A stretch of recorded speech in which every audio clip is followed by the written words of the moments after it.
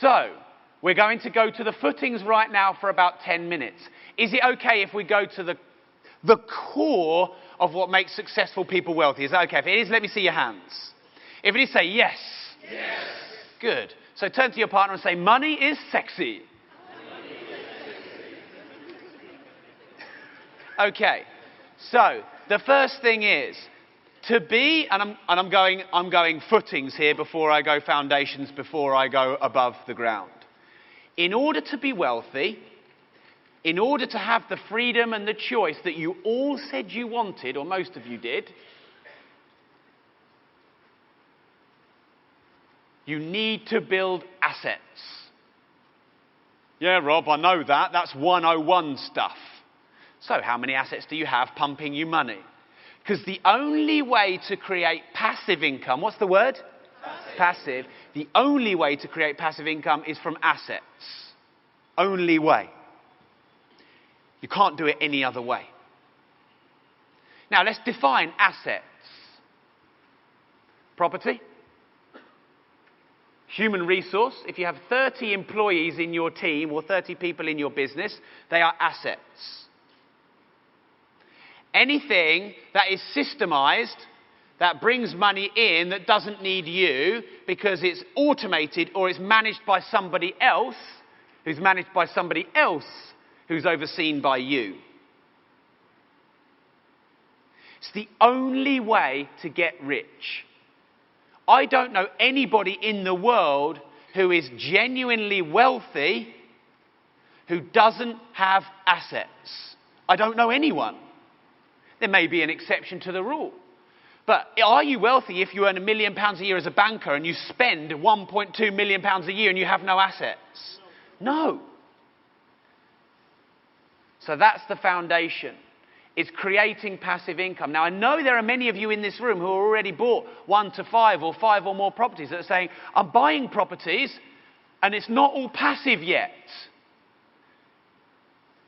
Because you haven't yet mastered the definition of wealth.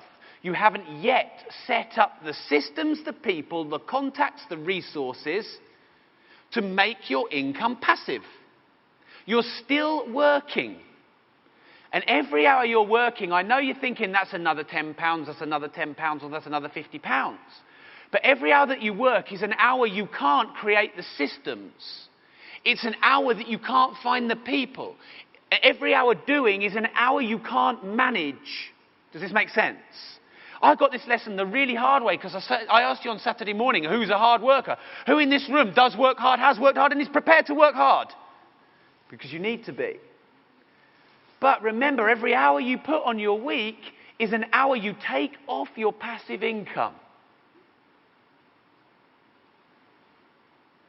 But here's the rub of it. Here's the crux that I want to share with you that I know you all know. Everybody's scared of the dip. You know what the dip is, don't you? That momentarily, the loss of a bit of money before the up. Everybody's fucking scared of the dip. That's why they're in a job for 30 years that they hate, because they don't want to spend 3 months without a salary.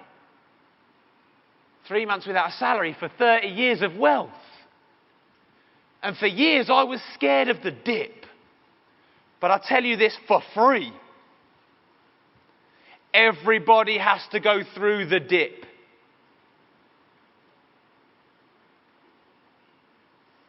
Maybe that dip is, I've quit my job, I've told my boss to fuck off, he hates me, I'm never getting my job back, and I've got no more money. And that was at the start of the month, I should have waited till the end. Or maybe the dip is, you've been spending 5 years saving to save 200 grand. But in those 5 years, you've been in the dip. Because you've been working harder and stashing it and delaying the gratification and delaying the gratification. And pension statistics tell you that 3 or 4 years after you delay your gratification, you die. Mark's dad died of cancer saving for 30 or 40 years. No holidays. Couldn't even have bloody Diet Coke from the machine in in Pizza Hut. He had to have water. His dad delayed gratification for so long and never got it because he died. So the dip can be 10 or 20 years for some people. But everyone has to go through the dip. if you want to go from earned income to passive income. And if you're someone who's sitting here, and, you may not have heard it being called the dip, but in fact, I just made it up. I didn't really, but whatever you want to call it, you've got to go through it. I'm telling you, when you sit on the fence, it hurts your ass. When you go through the dip, it's quite exciting. Anyone ever been on one of those slides that goes whoosh? It's exciting. You might think, well, I don't want to be, penniless, or I don't want to know that next month I can't make any money. But when you know next month you ain't going to get any money, you'll work twice or 3 or 5 times as hard. And you'll attract so many more opportunities than you ever did when you were comfortable. And even some people at the back of the room would not move to the front of the room because they're more comfortable there. And I'm sorry if that offends you. But you wouldn't even move to the front of the room. The laughs are louder at the front, by the way. It's more fun here. It's just something to think about. Just something to think about. So passive income has to come from assets. We're all sold on property as being the asset, so that's fine. Okay, so I'm going to give you a couple of models. What's the word? Models. I'm going to give you a couple of models. Say again. Models. For the foundations, for the footings. The first is, in order to be wealthy, in order to get passive income, you need the 3-step model. I'm going to give it down to you now, the 3-step model. It is this. Leverage first, manage second, do last. Leverage first, manage second, do last. Maybe that's why you stayed at the back, because you're leveraging. I like your style. But what most people do, and I don't know if you can relate to this, they get up in the morning, they go to work. All of a sudden, they've got loads of jobs to do, loads of tasks, and you start this task, and then someone grabs you, and you move over here, and you start this task, and someone grabs you, and you move over here, and you move over here, and you move over here. And that first task that you started about 4 or 5 hours ago hasn't even been freaking done yet, and you've been dragged over here by someone else, and dragged here by someone else. And at the end of the day, the one most important task you didn't even fucking do, and you're always over here, and you've got 10 new jobs and 10 new problems. Can anyone relate to that? That's my life, Rob. That's my life. Imagine if, when you woke up in the morning, you shut your door for half an hour. You didn't let anybody in. And you made a list of the things that need to be done. And you leveraged every single one of them. I.e., you got someone else to do them all. And then you just oversaw the process. Imagine how different your day would be. Oh, but Rob, when I tell someone to do something, they don't do it, and they never do it as good as me, and I get really pissed off, and I fire them all because no one could do my job as good as me. Anyone ever said that or felt that? I mean, I certainly have a lot of times. They can only be as good as you leverage or manage them to be. And the time that you invest in making them better than you pays you back because they become an asset. But if they need you all the time, they're a liability to you. And by the way, I'm telling you my own life story as well as yours, because every day, to make more money, you've got to leverage more and manage more and do less. And every day I'm trying to get used to doing less. And it's damn difficult. But it's not. It's easy when you've got your mission. Is this making sense? Yes. Is this making sense? Yes. By the way, just give me some feedback. It's cool, because I know that this is foundational. But who's finding this useful to know? Okay, that's good. So it seems like most of you. Because I believe if you don't get this part right, you can't build the house. Okay, leverage. So we've talked about that.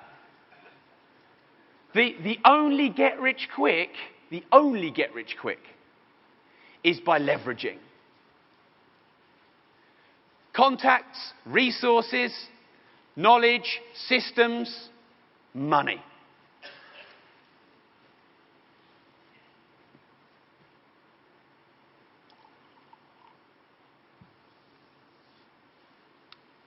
Okay, so Richard Branson very recently on national TV on BBC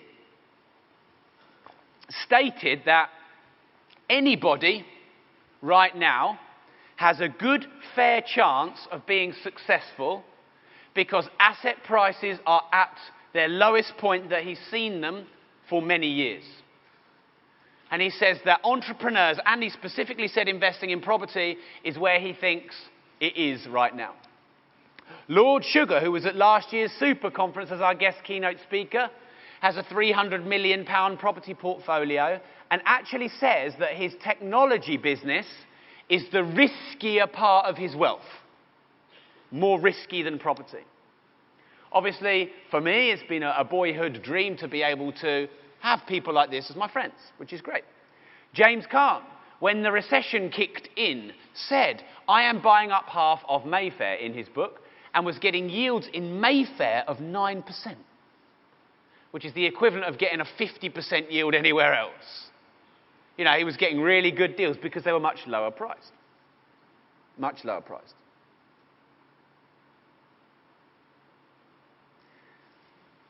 And you have been able to work with these people because you've been here.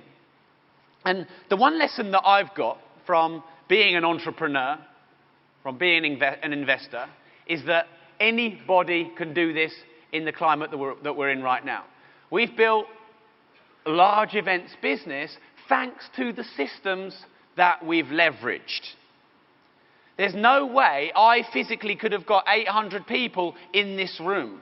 We've leveraged online systems. I mean, we sent you an email last night, and you saw me here, I was here. I didn't write it on my phone. Now, it's come from me, but for you to receive an email, our copywriter writes the email, our email system delivers it, our marketing team are involved in it. I just keep our mission and our vision and how we are at the top, and then they live that. And I know if they seem personal, that's great, we've done our job, and if they're going too much, that's probably me, because I like to nail people. Like a woodpecker. I will not stop pecking at people until something happens. One of two things happens. They change or they tell me to fuck off. And if people unsubscribe, that's great. Because I know they're not interested in me and I've helped them along their way. And they don't want me in their life or progressive. And that's cool because it frees them to do other things. It's one less email they're getting in their inbox. We're not for everyone. You're not for everyone.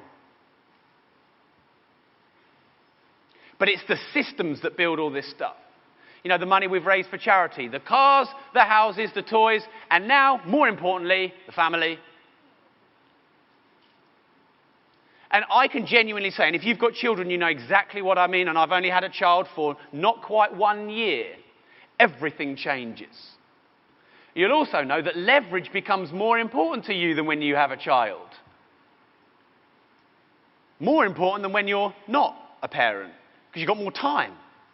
You have much less time now, because especially if you want to spend it with your son. I mean, Bobby's going to be world #1 golfer. He needs a lot of coaching. He needs a lot of investment of time. You know, I'm there with his little plastic clubs. He can't walk yet, but he's, you know, near. No, that's Bobby.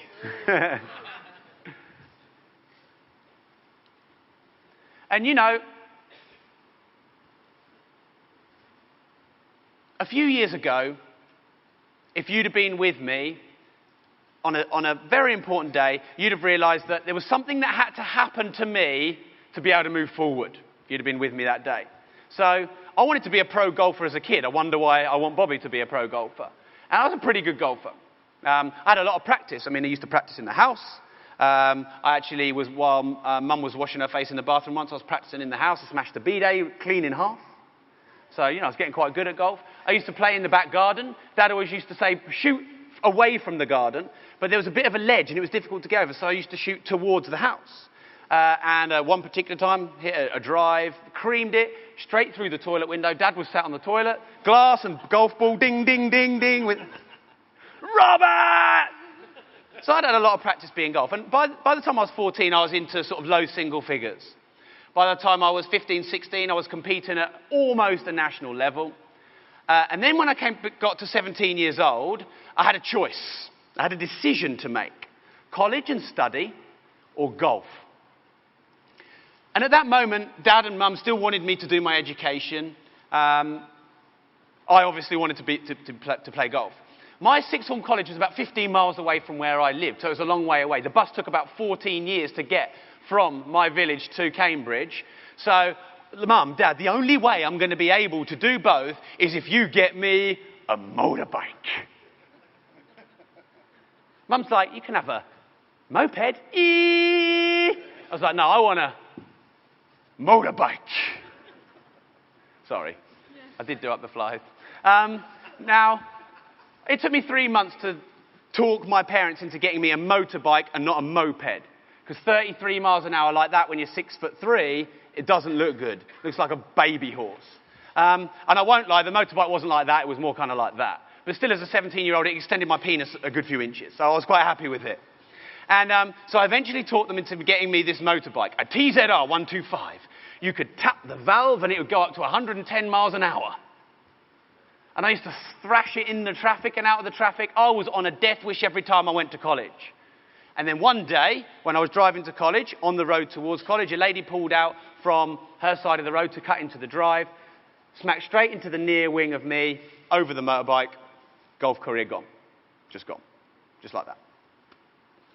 Broken arms in 2 places, broken legs in 3 places. 9 hours I was out, concussion, so serious concussion. I was actually unconscious for 9 hours. The whole of one side of my body, red, raw. I was in hospital only for about 4 weeks. I know other people have been in longer, but the physio was about 1 year. It took me about 1 year to sort of get any kind, especially this arm. Couldn't get the full extension. That's the main arm when you play golf. Career gone, ruined, over. And for the next 10 years, I was a bitter, resentful little shit. Because every day I blamed that woman. I blamed her for what had happened to me. She stole my golf career from me. It was her fault. She cut across me in the road. I mean, every day I could have killed myself.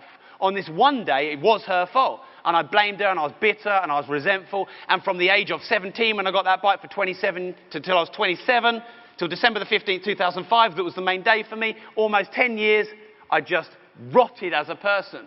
Lost confidence, became bitter, blamed everybody else. I mean, I genuinely thought that if you drove a Ferrari, you were a drug dealer. That's how I thought you got that kind of money. You screw people over. Everything was wrong. Everyone was shit.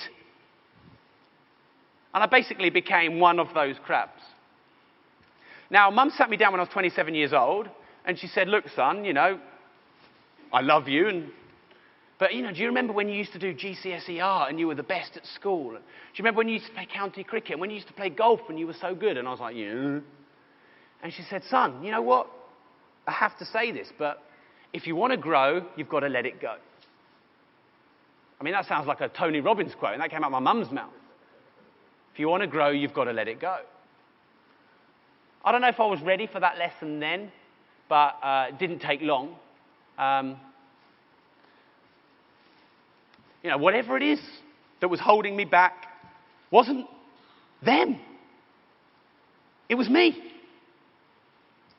Whatever you have in your life that you've got, that you hold on to, whatever happened in the past, whatever happened to you when you were 5 years old that you still hold in your brain, it ain't them. It's you. That was one of the biggest lessons for me. And I hope you find it useful that I shared it.